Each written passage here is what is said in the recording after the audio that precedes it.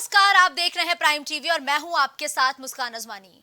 4 बजे की 4 बड़ी खबरों में आज हम बात करेंगे ईडी की कार्रवाई की, जिसकी आज राजनेताओं से लेकर सेलेब्स तक पहुंच रही है। समन पर समन भेजे जा रहे हैं, पुलिस पूछताछ के लिए दफ्तरों तक बुलाया जा रहा है और लोकसभा के साथ ही 5 राज्यों के विधानसभा चुनाव पर भी इस मुद्दे का असर देखने को मिल रहा है और ये मुद्दा अब सियासी रंग रूप लेता जा रहा है। लेकिन भाजपा भी अपना ताबड़तोड़ प्रचार और दौरे के साथ चुनावी जीत के लिए रोड मैप पर काम करती हुई नजर आ रही है। तो बने रहिए हमारे साथ, क्योंकि अब खबरों पर चर्चा होगी विस्तार से। तो संजय पर सवालों की बौछार।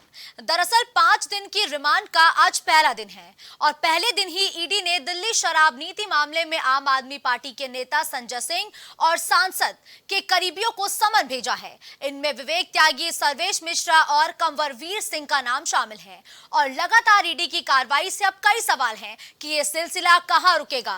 आखिर अगला नंबर अब किसका होगा, इसे लेकर पुख्ता तौर पर तो कुछ नहीं कहा जा सकता, लेकिन जानकारों का मानना है कि संकट के ये जो बादल है ये जल्दी छटने नहीं वाले हैं। अब आज संजय सिंह की रिमांड का पहला दिन है। पूछताछ का दौर लगातार जारी है, तो वहीं संजय सिंह के साथ ही उनके 3 और करीबियों को समन भेजा गया है, उनसे भी पूछताछ होगी और अटकलें ये है कि आज की जो पूछताछ होगी वो उनके किसी एक करीबी के सामने बिठाकर पूछताछ होगी, यानी कि आज की जो पूछताछ होगी वो आमने सामने की होगी। गौरव इस खबर पर ज्यादा जानकारी के लिए इस वक्त लाइव हमारे साथ जुड़ चुके हैं। गौरव, देखिए 5 दिन की रिमांड मंजूरी का आज पहला दिन है। इस दौरान संजय सिंह के 3 और करीबियों को समन भेजा गया है। आधार क्या बताया गया समन भेजने का ईडी की तरफ से? देखिए, आधार अभी यहाँ पर मुस्कान कुछ भी स्पष्ट नहीं है, पर यह जरूर कहा गया है कि चूंकि ये तीनों आदमी है, क्या कमलजीत सिंह की बात करें, सर्वेश मिश्रा की बात करें या विवेक त्यागी की बात करें, तो संजय सिंह के बड़े खास रहे हैं, प्रवक्ता भी हैं और जन प्रभारी भी हैं। तो कहीं ना कहीं यहाँ पर जब रहता है उसको भी वो कार्रवाई की जद में कभी कभी आ जाता है और कुछ ना कुछ साक्ष्य यहाँ पर ईडी के पास जरूर होंगे। कुछ ना कुछ साक्ष्य को ईडी ने यहाँ पर आधार बनाया होगा, उसके आधार के आधार पर यहाँ सम्मन भेजा गया। हालांकि अभी क्या कुछ सामने निकल के आने वाला है ये कुछ अभी स्पष्ट नहीं है मुस्कान, क्योंकि ईडी के पास जो सबूत है वो अभी सार्वजनिक नहीं किए गए हैं। हाँ, जरूर कहा गया है कि शराब नीति संबंधित कुछ चीज़ें उनके सामने आई हैं, कुछ मिला है उनको, और जिसके चलते यहाँ पर संजय सिंह के रेड भी मारी गई थी और उसके बाद उनकी गिरफ्तारी भी हुई थी। हालांकि गिरफ्तारी को लेकर तमाम तरह का प्रदर्शन आम आदमी पार्टी द्वारा किया जा रहा है, पर यहाँ पर यह भी कहा जा रहा है कि आम आदमी पार्टी अब इस मामले में आर पार की लड़ाई करने को तैयार हो चुकी है। ठीक है गौरव, देखिए संजय सिंह के 3 करीबियों को ईडी ने समन भेजा है, उनसे पूछताछ कब होगी? कितने दिन का समय दिया गया है करीबियों को पेश होने के लिए? देखिए, हमें नोटिस दिया गया है, समन नोटिस के अलावा 3 दिन का यहाँ पर समय दिया गया है। 3 दिन के अंदर यहाँ पर उनको हाजिर होने का आदेश दिया गया है। वो कल हाजिर होते हैं, परसों हाजिर होते हैं, ये अलग बात होगी। पर मुस्कान, यहाँ पर केवल और केवल इन 3 की बात नहीं, बल्कि आने वाले समय में ये भी मुमकिन है कि तमाम और लोगों तक ये जाँच का सिलसिला पहुँच सकता है। उसका ये भी कहा जा रहा है कि शायद इस मामले की जांच मुख्यमंत्री अरविंद केजरीवाल तक भी पहुंच सकती है। हालांकि अभी इस पर उससे कुछ कहा नहीं गया है, पर चूंकि यहाँ पर मनीष सिसोदिया के गिरफ्तार होने के बाद काफ़ी समय बाद यहाँ पर संजय सिंह के खिलाफ कार्रवाई हुई है, तो कहीं ना कहीं प्रश्न उठता है। संजय सिंह कल भी जब उनके पूछताछ हुई थी उन्होंने कहा था कि जालवी फंसाया जा रहा है, मेरे पास कुछ मिलने वाला नहीं है, एक नीति के तहत, षड्यंत्र के तहत मुझको फंसाया जा रहा है। मुस्कान, ठीक है, लेकिन देखिए गौरव, 2024 का चुनाव सर पर है, उससे पहले 5 राज्यों में विधानसभा चुनाव है और ये जो लगातार ईडी की कार्रवाई आम आदमी पार्टी के खिलाफ देखने को मिल रही है, इसका चुनाव पर क्या असर पड़ सकता है? आम आदमी पार्टी को क्या इसका खामियाजा भुगतना पड़ सकता है क्या? हमें तो भुगतना पड़ सकता है मुस्कान, क्योंकि यहाँ पर अगर हमारी पार्टी की बात करें तो हमारी पार्टी यहाँ पर राजस्थान में मध्य प्रदेश सख्ती चुनाव लड़ रही है और इसके पहले भी दावे हुए हैं। IND गठबंधन की यहाँ पर बात तो हो रही है, पर सीटों में मेरे ख्याल से सहमति नहीं बनी है और हमारी पार्टी तरफ से कहा गया था कि छत्तीसगढ़, हम मध्य प्रदेश, राजस्थान में चुनाव लड़ेंगे। हालांकि तेलंगाना और मिजोरम की बात वहाँ नहीं हुई थी, पर 3 उत्तर भारत के महत्वपूर्ण राज्यों में यहाँ पर जब चुनाव लड़ने की बात कही जा रही है।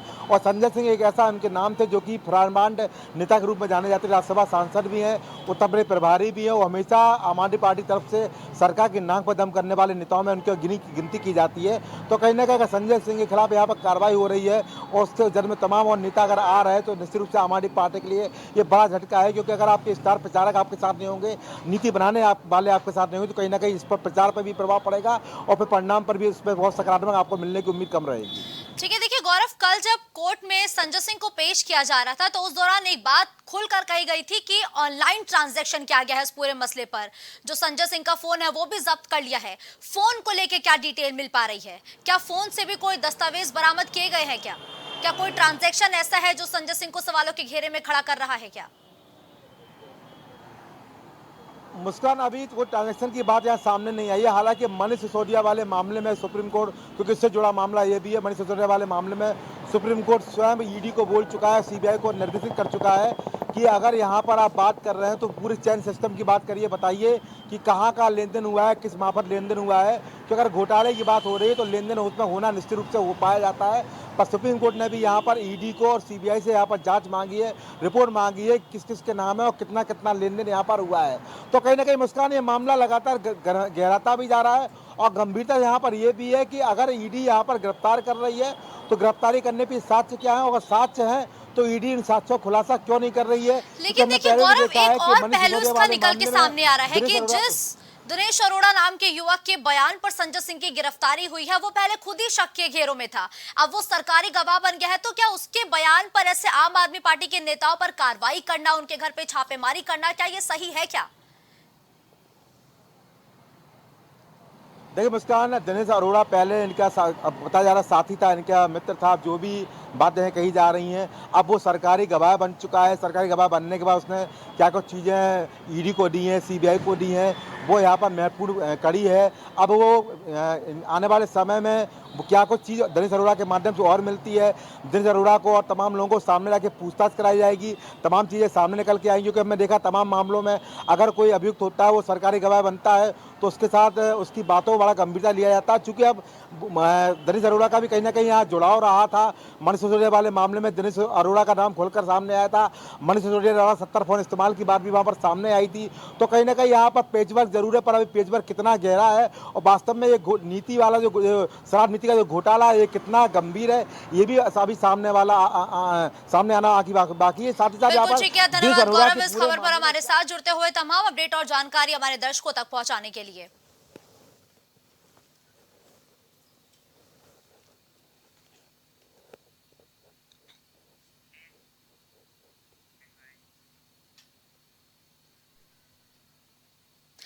बिहार के सीएम नीतीश कुमार के चहेते विधायक के तौर पर जाने जाने वाले भागलपुर के गोपालपुर विधानसभा सीट से विधायक नरेंद्र नीरज उर्फ गोपाल मंडल ने एक और कांड कर डाला।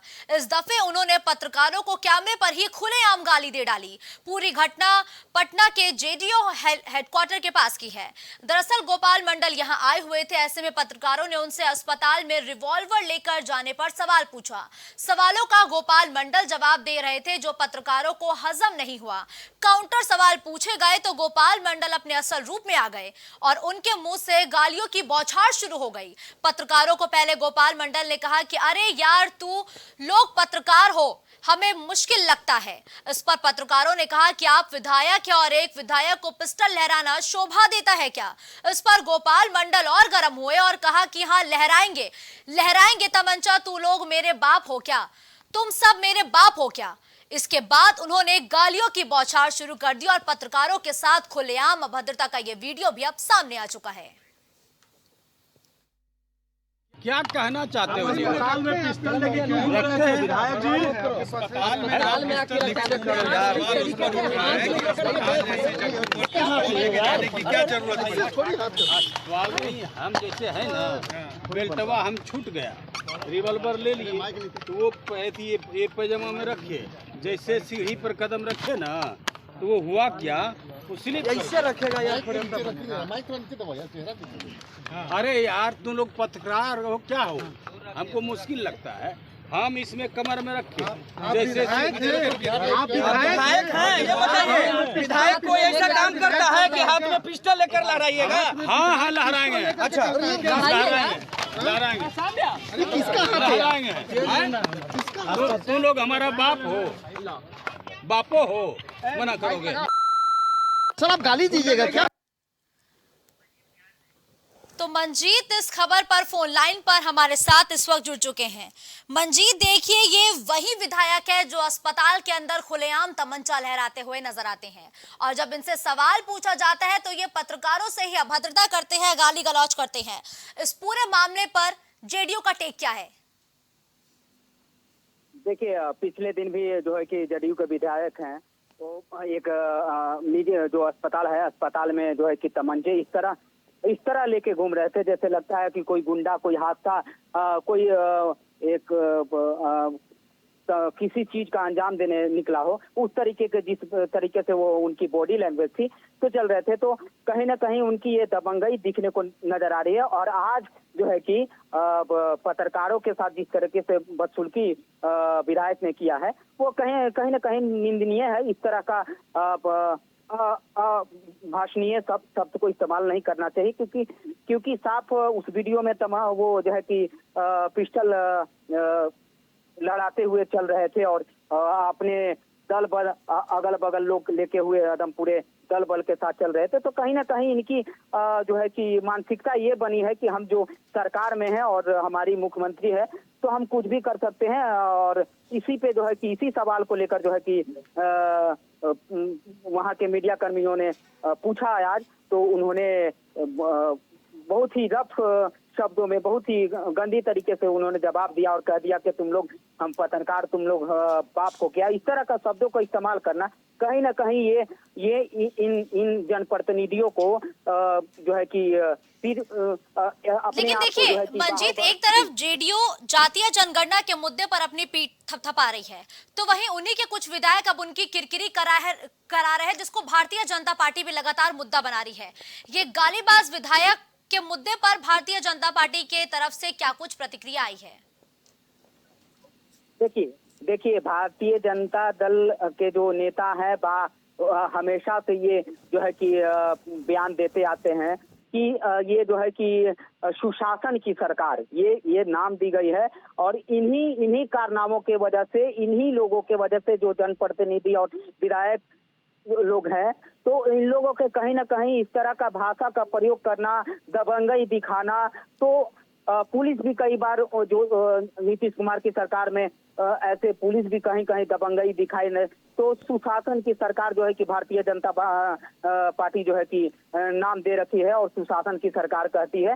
तो इसमें कतई जो है कि नहीं कहा जा सकता है क्योंकि जिस तरीके से एक पर एक काम, तो देखिए अगर आप जनगणना को लेकर जो है कि पीठ थपथपा रहे हैं तो ये बहुत बड़ी तीर मारना, सरकार ने तीर नहीं मार ली है, बहुत बड़ा काम नहीं करने, विकास का भी कुछ काम किया जाता और दूसरे भी काम किए जाते तो कहीं ना कहीं ये पीठ थपथपाने की बात होती। लेकिन बिल्कुल ठीक है, धन्यवाद मंजीत इस खबर पर हमारे साथ जुड़ने के लिए। लेकिन गालीबाज विधायक का एक बार फिर से वो वीडियो आपको दिखाते हैं जिसको लेकर बिहार की सियासत चरम पर है और पत्रकारों में गुस्सा भी देखने को मिल रहा है। क्या कहना चाहते हो? अस्पताल में पिस्टल लेके क्यों रखते हैं विधायक जी? अस्पताल में आके क्या जरूरत है? सवाल नहीं, हम जैसे है ना, बेल्टवा हम छूट गया, रिवॉल्वर ले लिए तो वो ये पैजामा में रखे, जैसे सीढ़ी पर कदम रखे ना तो वो हुआ क्या, ऐसे रखेगा यार। अरे यार तुम लोग पत्रकार हो क्या हो, हमको मुश्किल लगता है। हम इसमें कमर में रखे जैसे आप विधायक हैं, ये बताइए विधायक कोई ऐसा काम करता है कि हाथ में पिस्टल लेकर लहराइएगा? हाँ लहराएंगे। अच्छा लहराएंगे तुम लोग हमारा बाप हो, बापो हो, मना करोगे? सर आप गाली दीजिएगा क्या? लोकसभा के चुनाव सर पर हैं और सबको पता है कि जो यूपी की बाजी जीतेगा वही दिल्ली पर राज करेगा। यूपी में लोकसभा के 80 सीटों के लिए दलित वोटर्स को अपना बनाने के लिए सभी पार्टियां अपनी अपनी रणनीति पर तैयार कर रही हैं और उसी रणनीति पर काम भी कर रही हैं। तो वही यूपी की सबसे बड़ी पार्टी भाजपा ने दलितों को साधने के लिए प्लान तैयार कर लिया है। दलितों को अपना बनाने के लिए भाजपा 2 नवंबर को लखनऊ में दलित महासम्मेलन करेगी। इसके साथ ही सम्मेलन के जरिए भारतीय जनता जनता पार्टी दलितों को साधने की कोशिश भी करेगी। तो लखनऊ में दलित महासम्मेलन करती हुई भारतीय जनता पार्टी नजर आएगी। विवेक का रुख करते हैं इस खबर पर। ज्यादा जानकारी के लिए इस वक्त हमारे साथ जुड़ चुके हैं। देखिए विवेक, काशी राम की राह पर भारतीय जनता पार्टी के साथ ही हर एक पार्टी निकल चुकी है और लखनऊ में दलित महासम्मेलन भारतीय जनता पार्टी करने वाली है। और यूपी के कौन कौन से ऐसे क्षेत्र हैं जहां पर बीजेपी की तरफ से महासम्मेलन किया जाएगा और इस महासम्मेलन के जरिए क्या कुछ साधने का प्रयास है बीजेपी का? देखिए मुस्कान, अगर बात की जाए तो आम चुनाव से ठीक पहले उत्तर प्रदेश को 6 क्षेत्रों में बांटा गया। इन क्षेत्रों के जो पदाधिकारी थे, जो संगठन के मंत्री थे, उन्होंने यहाँ पे बैठक की और बैठक में इस तरीके की योजनाएं बनाई गई कि किस प्रकार से दलित वोटर्स को जो है वो लुभाने का काम भारतीय जनता पार्टी इस आम चुनाव में कर सकती है। अगर बात की जाए तो दलित महासम्मेलन भारतीय जनता पार्टी करा रही है और जिस तरीके से लखनऊ के अलावा पश्चिमी उत्तर प्रदेश में भी एक सम्मेलन होने का 15 अक्टूबर को, 2 नवंबर को लखनऊ में होगा। और बात की जाए तो प्रधानमंत्री नरेंद्र मोदी के संसदीय क्षेत्र बनारस में भी 26 अक्टूबर को एक ऐसा दलित महासम्मेलन का आयोजन होने वाला है। जिस तरीके से लगातार सभी राजनीतिक पार्टियां जो हैं वो दलितों की राजनीति पर फोकस कर रही है और जब से बात की जाए तो घोसी उपचुनाव में मायावती ने जिस प्रकार से दलितों को इस चुनाव से जुड़ रहने को कहा था, इस उपचुनाव से, उसके बाद देखा गया है कि दलितों ने उनकी बात नहीं मानी और बढ़ चढ़कर जो है समाजवादी पार्टी को वोट किया था घोसी उपचुनाव में। ऐसे में बसपा के लिए खतरे की घंटी थी और इस खतरे की घंटी को सभी राजनीतिक दलों ने पहचाना है, चाहे वो समाजवादी पार्टी हो, चाहे खुद बसपा हो या भाजपा हो या कांग्रेस हो। अब सभी दलित वोटों के लिए तमाम प्रकार की तैयारियां कर रहे हैं, अभियान कर रहे हैं, महासम्मेलन करा रहे हैं। ऐसे में देखने वाली बात होगी कि जिस तरीके से जो जाटव वोट रहा है वो तो भारतीय जनता पार्टी का कम से कम परंपरागत वोट बैंक कम माना जा रहा है, लेकिन गैर जाटव वोट जो दलित वोट है जिससे खुद मायावती आती हैं, वो पूरी तरीके से भारतीय जनता पार्टी को किस प्रकार से अपनाएगा। क्योंकि अगर बात करें तो उत्तर प्रदेश के 3 हिस्सों में ये दलित महासम्मेलन होने वाला है, वहाँ पे बात करें तो ऐसे गीतकार को भी बात की जाए तो जिम्मेदारी दी गई है जो बात की जाए तो दलितों के ऊपर जो गीत लिखे गए हैं, सामाजिक उत्थान पे जो गीत लिखे गए हैं, ऐसे महासम्मेलनों में इन गीतों का उपयोग किया जाएगा जिससे ये जो दलित वर्ग है कहीं ना कहीं अपने आप में एक बेहद कॉन्फिडेंट फील करेगा। भारतीय जनता पार्टी तमाम चीज़ों से दलित वोट बैंक साधने की तैयारी कर रही है, पश्चिमी उत्तर प्रदेश के अलावा अवध क्षेत्र में भी। और साथ ही साथ बात की जाए तो प्रधानमंत्री नरेंद्र मोदी का जो संसदीय क्षेत्र है वहां पे भी 26 अक्टूबर को ऐसे दलित महासम्मेलन होने वाला है। देखिए, अगर विवेक हम बात करें तो यूपी से सटे राज्य बिहार में जातीय जनगणना को लेकर कहीं ना कहीं अब सियासत पूरे देश भर में देखने को मिल रही है। यूं तो बीजेपी शुरुआत से ही दलितों को साधने का प्रयास कर रही है, दलितों के लिए सम्मेलन कर रही है, लेकिन क्या जातीय जनगणना का असर यूपी में भी देखने को मिल रहा है? यही वजह है कि बीजेपी और सक्रिय हो चुकी है दलित वोटर्स को अपने पाले में लाने के लिए।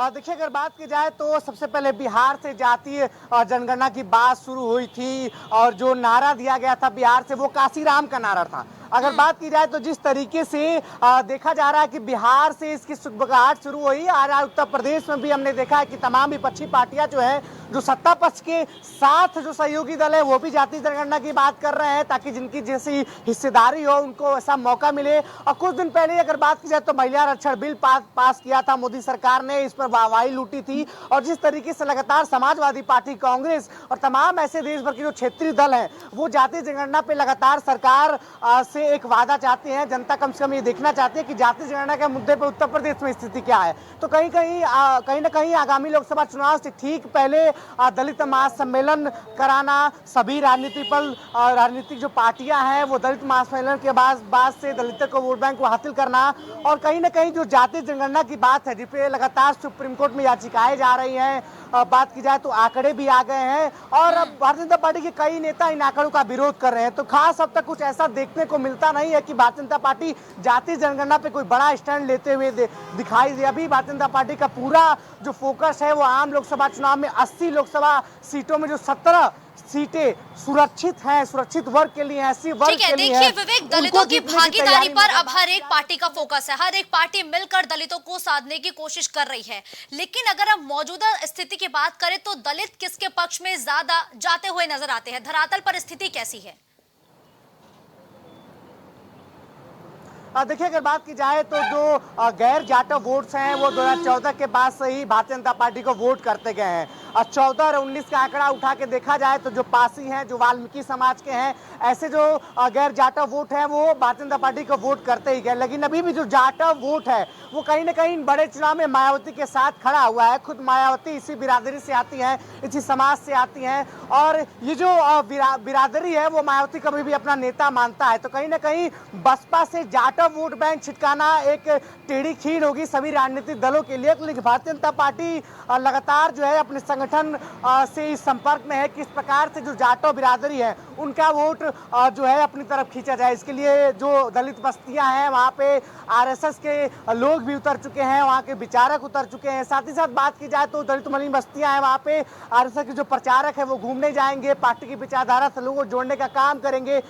अगर वहाँ की कोई समस्याएं होंगी तो संगठन और पार्टी को बताएंगी। तो तमाम ऐसी प्लानिंग भारतीय जनता पार्टी के द्वारा की गई है कि जाटव वोट को अपनी तरफ खींचा जा सके और बसपा का जो मुख्य आधार है वोट का उसको तोड़ा जा सके और आम चुनाव बिल्कुल ठीक है, धन्यवाद विवेक इस खबर पर हमारे साथ जुड़ते हुए।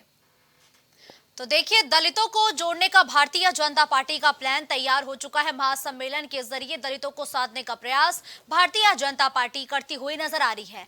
तो सीधे तौर पर माना जाए तो दलितों को साधने के लिए काशीराम की राह पर हर एक पार्टी चलती हुई इस वक्त नजर आ रही है। सट्टेबाजों की शादी पार्टीज में शामिल होने पर ईडी के रडार पर कई बड़े सेलेब्स भी आ गए हैं। प्रवर्तन निदेशालय यानी कि ईडी ने रणबीर कपूर को समन भेजकर पूछताछ के लिए बुलाया। तो अब रिपोर्ट्स सामने आ चुकी हैं जिसमें सिर्फ रणबीर कपूर ही नहीं 17 बॉलीवुड आर्टिस्ट बल्कि इनके साथ 100 से ज्यादा इन्फ्लुएंसर्स के नाम भी इस लिस्ट में शामिल हैं। शुरुआत में 14 बॉलीवुड हस्तियों के नाम सामने आए थे जो बढ़कर 17 हो गए। अब 100 प्रभावशाली लोगों के नाम भी लिए जा रहे हैं। मालूम हो कि महादेव ऑनलाइन बैटिंग ऐप मामले में जांच एजेंसी ने कई शहरों में छापेमारी की थी और 417 करोड़ रुपए भी बरामद किए थे। और ये पूरा मामला तब सामने आया जब ऐप के प्रमोटर सौरभ चंद्राकर की शादी का वीडियो लीक हुआ। केंद्रीय जांच एजेंसी जांच कर रही है कि कौन कौन दुबई में हुई प्रभाकर की शाही शादी में गया था और किसे सट्टेबाजी से कमाए गए पैसों से पेमेंट किया गया था। और अब उसी शादी का वीडियो सामने आने के बाद उसी शादी के वीडियो को आधार बनाते हुए बॉलीवुड सेलेब्स के साथ ही कई ऐसे इन्फ्लुएंसर्स हैं जिनको समन भेजे जाने की तैयारी है। 17 सेलेब्स के साथ ही तकरीबन 100 ऐसे सोशल मीडिया इन्फ्लुएंसर्स की एक लिस्ट भी तैयार कर ली गई है ईडी के द्वारा जिनको समन भेजा जाएगा, जिनसे पूछताछ की जाएगी। और इसमें टाइगर श्रॉफ, रणबीर कपूर, हुमा कुरैशी के अलावा कई ऐसे सेलेब्स हैं जिनका नाम भी अब सामने आ रहा है। कलीम इस खबर पर ज्यादा जानकारी के लिए हमारे साथ जुड़ चुके हैं। कलीम, देखिए, ईडी की आंच और जांच दोनों ही अब बॉलीवुड सेलेब्स तक पहुंच गई है। ये महादेव बेटिंग ऐप के जरिए जो तमाम तरीके के ट्रांजैक्शंस किए गए, अब इसकी आंच बॉलीवुड सेलेब्स तक भी पहुंच गई है। लेकिन सिलसिलेवार तरीके से बताइए कि इस पूरे मामले का खुलासा कैसे हुआ और अभी तक किन किन लोगों को समन भेजा गया है। देखिए मुस्कान जी, जिस तरीके से अगर बात की जाए जो सम्मान भेजने वाली, तो रणबीर कपूर को तो भेजा गया, इसके साथ ही नेहा कक्कड़ हो गई, या फिर जो बात की जाए जो एक्टर हैं जो कॉमेडी सीरियल की, उनको भेजा गया। इसके साथ ही अगर बात किया किस तरीके से ईडी की टीम ने इस मामले का जो खुलासा किया है, वो खुलासा कुछ यूं हुआ है कि 200 करोड़ की जो शादी थी उसमें जिस तरीके लोग शामिल हुए थे और उसमें जो बात की जा रही महादेव बैटिंग ऐप यानी कि जो ऑनलाइन उसमें सट्टेबाजी की जा रही थी, इसमें जो पैसा लगाया गया था उस शादी में जो लोग शामिल हुए थे, इसको लेकर के जब ईडी की टीम इस मामले में पूछताछ कर रही थी, क्योंकि जैसा कि आपको याद है कि पिछले महीने भी जिस तरीके से ईडी की टीम ने लगातार बॉलीवुड एक्टरों के घरों पर छापेमारी की थी जिसमें 400 से अधिक जो करोड़ है उस उतना रुपया नकदी बरामद किया था। इसके बाद से ईडी की टीम लगातार जो पूछताछ कर रही थी और इस मामले में कई लोगों को सम्मान भी भेजा गया। लेकिन अगर रणबीर कपूर की बात की जाए तो फिलहाल आज जिस तरीके से 6 अक्टूबर को उन्हें पेश होना था, लेकिन आज वो पेश नहीं हुए हैं क्योंकि उनके द्वारा जो मेल डाली गई थी, मेल में साफ तौर से कहा गया कि उन्होंने 1 हफ्ते का समय मांगा है पेश होने के लिए, लेकिन अभी वो पेश नहीं हुआ। और इसके साथ साथ अगर बात किया जो नेहा कक्कड़ हो गए या जो और फिल्म एक्टर हैं उनको भी जो सम्मान भेजा गया था वो लोग उन लोगों से भी पेश होने के लिए कहा गया है। लेकिन अगर बात किया चंद्रा की तो वो भी अभी तक इस मामले में लगातार फरार चल रहे हैं। तो इन सभी चीजों को लेकर के तरीके से जो ईडी की टीम लगातार जो अपनी कार्रवाई कर रही है, उस कार्रवाई में जो फिल्म एक्टर हैं, जो सितारे हैं, वो भी लगातार कहीं ना कहीं मुश्किलों में फंसते जा रहे हैं, क्योंकि मनी लेकिन लॉन्ड्रिंग करीम से जुड़ा देखिए, हुआ ये महज मामला है। बॉलीवुड एक्टर्स ही नहीं, अब तो जांच का दायरा है। और बढ़ गया है। अब सोशल मीडिया इन्फ्लुएंसर्स की भी एक लिस्ट तैयार की जा रही है। बड़े बड़े इन्फ्लुएंसर्स कौन से हैं जिनका नाम भी इस लिस्ट में शामिल होने की उम्मीद है? देखिए, जाहिर सी बात है, ये कह सकते हैं मुस्कान जी कि जिस तरीके से जो इंडस्ट्रियल एरिया के लोग हैं या फिर जो उद्योगपति हैं, वो भी कहीं ना कहीं फिल्म इंडस्ट्री में अपना पैसा लगाते हैं, तो कहीं ना कहीं ये भी एक चीज़ कही जा सकती है, क्योंकि इस मामले में जो एक खुलासा ये भी हुआ है ईडी की तरफ से कि जो हवाला का पैसा है वो भी पहुंचा था। तो हवाला का जो पैसा है वो सीधी सी बात है, जो उद्योगपति है वो लोग लगातार इस मामले में लगातार काम करते हैं, पैसा लगाते हैं में, तो कहीं ना कहीं ये भी कहा जा सकता है जो उद्योगपति हैं वो भी इसमें कहीं ना कहीं शामिल है और वो भी इसकी रडार पर आ सकते हैं, क्योंकि 17 तो फिल्म एक्टर ऐसे हैं जिनको रडार पर पहले ही लिया जा चुका है। इससे पहले जो ईडी की टीम मनी लॉन्ड्रिंग मामले में अपनी कार्रवाई कर रही थी, जांच कर रही थी, उसमें कई ऐसे एक्टर हैं जिनसे पूछताछ भी कर चुकी है। लेकिन ये जो एक बड़ा मामला है मनी लॉन्ड्रिंग का, क्योंकि 417 करोड़ रुपए पहले ही बरामदगी हो चुकी है और 200 करोड़ की जो शादी हुई है, जिसमें सीधा कैश का इस्तेमाल किया गया, ना ही ऑनलाइन का। तो इन सभी मामलों को लेकर के लगातार जो ईडी की टीम अपनी जांच कर रही है, उसमें कई ऐसे एक्टर हैं वो अभी जो रडार पर आने की बात की, जो अभी 17 एक्टरों के नाम जो जारी किए गए हैं, उसके साथ साथ जो और लोग इसमें रडार पर हैं, क्योंकि इसका जो प्रमोशन करने वाली बात की जाए, फिल्म जो ऐड की प्रमोट करने वाली बात की जाए, उन सभी मामलों को लेकर के लगातार ऐड किए जा रहे हैं। उन सभी को लेकर के जो भी एक्टर इन सभी चीजों में शामिल रहे हैं, उनको भी इस मामले में पूछताछ के लिए समन भेजा जाएगा। फिलहाल अभी 17 लोगों को समन भेजा गया है। सौरभ चंद्राकर की शादी का वीडियो लीक होने के बाद ये पूरा मामला सामने आया और अब लगातार अटकलें यही है कि वीडियो में जो जो सेलेब्स नजर आ रहे हैं, जो जो सेलिब्रिटीज दिखाई दे रहे हैं, सिर्फ उन्हीं की एक लिस्ट तैयार की गई है, उन्हीं को पूछताछ के लिए बुलाया जाएगा। लेकिन महज एक वीडियो से आधार बना देना कि सिर्फ वीडियो के आधार पर इस सेलेब्स को बुलाया जा रहा है, ये कहीं ना कहीं बहुत गलत होगा। जो मुख्य आधार है, क्या सबूत है ईडी के पास, किस बिनाम पर ईडी इन सेलेब्स को पूछताछ के लिए बुला रही है? देखिए मुस्कान जी, जाहिर सी बात है कि जिस तरीके से सौरभ चंद्राकर की बात की जाए, उनको पूछताछ के लिए जो बुलाया जा रहा है, क्योंकि वो लगातार फराज है। इससे पहले जो छापेमारी हुई थी, उस छापेमारी के दौरान जो 470 करोड़ रुपए बरामद हुए थे, उसमें जिनसे पूछताछ की गई थी, उस पूछताछ में जो आया था वो चंद्रा का तौर से सामने आ रहा था। उसके बाद से लगातार उन्हें सम्मन भेजा जा रहा था, लेकिन वो पेश नहीं हुए थे। लेकिन इसकी जो शादी की जो तस्वीरें सामने आई, शादी में जो जो एक्टर नजर आए थे, अब उनको भी लगातार जो सम्मन भेजने की बात है, वो भी सम्मन भेजा जा रहा है कि उनसे भी पूछताछ की जा रही है कि आखिर उस शादी में जिस तरीके से लोगों ने शिरकत की थी, वो जो पैसा लगाया गया था, वो पैसे का जो लगातार इन लोगों ने के द्वारा प्रमोट करने की जो बात की जाए, वो किया जा रहा था। उसके साथ ही जिस तरीके से जो लोग सामने आए थे, उनसे भी उस आधार पर पूछताछ की जा रही है। लेकिन अभी फिलहाल जो ईडी की टीम जो पूछताछ करने की जो बात है, उसमें गिरफ्तारी की जो चीज है, वो अभी गिरफ्तारी की तरफ किसी तरह का कोई इशारा नहीं गया है। फिलहाल अभी जो सम्मन भेजा गया है, कलीम, इस खबर पर हमारे साथ जुड़ते हुए तमाम जानकारी हमारे दर्शकों तक पहुंचाने के लिए।